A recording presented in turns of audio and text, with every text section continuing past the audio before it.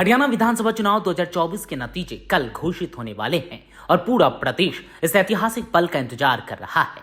प्रदेश की जनता ने 5 अक्टूबर को अपने मताधिकार का प्रयोग किया था, जिसके बाद तमाम सर्वे एजेंसियों ने अपने अपने एग्जिट पोल के आंकड़े सामने रखे। इन आंकड़ों में साफ दिख रहा है कि इस बार हरियाणा की सत्ता में बड़ा बदलाव देखने को मिल सकता है। गुड़गांव में द्वारा किए गए सर्वे के अनुसार कांग्रेस पार्टी 52 सीटों पर जीत दर्ज करती हुई पूर्ण बहुमत हासिल करती नजर आ रही है, जबकि बीजेपी को 27 से 28 सीटें मिलने की संभावना जताई गई है।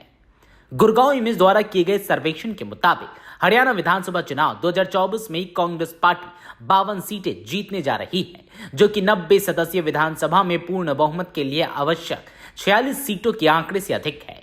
बीजेपी, जो कि पिछले 10 वर्षों से प्रदेश की सत्ता पर काबिज थी, इस बार मात्र 27 से 28 सीटों पर सिमटती दिख रही है।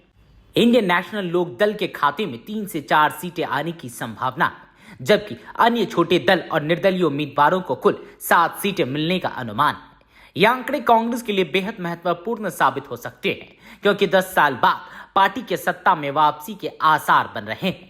दूसरी ओर बीजेपी के लिए यह चुनाव एक बड़ा झटका साबित हो सकता है, जहां उसे सत्ता विरोधी लहर का सामना करना पड़ रहा है। इस चुनाव में बीजेपी को सत्ता विरोधी लहर का सामना करना पड़ा, जो पिछले 10 वर्षों के शासन के दौरान जनता में असंतोष और नीतियों से पैदा हुई थी।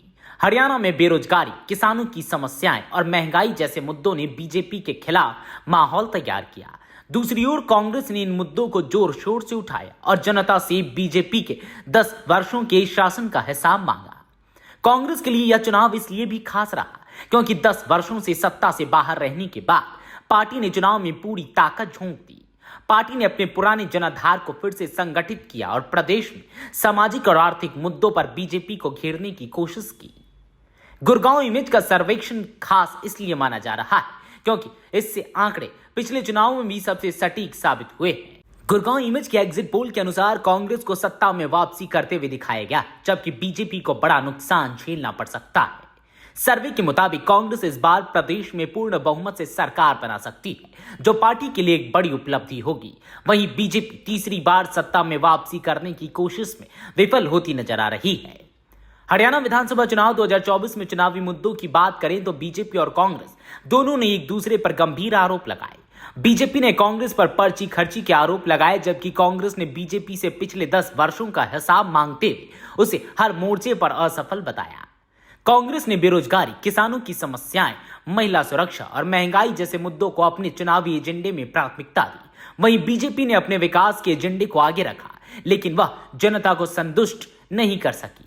इस चुनाव में आईएनएलडी और अन्य छोटे दल भी अपनी ताकत दिखाने की कोशिश करते नजर आए, लेकिन एग्जिट पोल के अनुसार उनकी भूमिका सीमित रहने की संभावना है। आईएनएलडी को 3 से 4 सीटें मिलने का अनुमान है, जबकि अन्य दलों को 7 सीटें मिल सकती है। एग्जिट पोल के बाद राजनीतिक गलियारों में हलचल मच गई है। कांग्रेस खेमे में खुशी की लहर दौड़ रही है, जबकि बीजेपी और उसके समर्थक इस समय चिंता में डूबे हैं।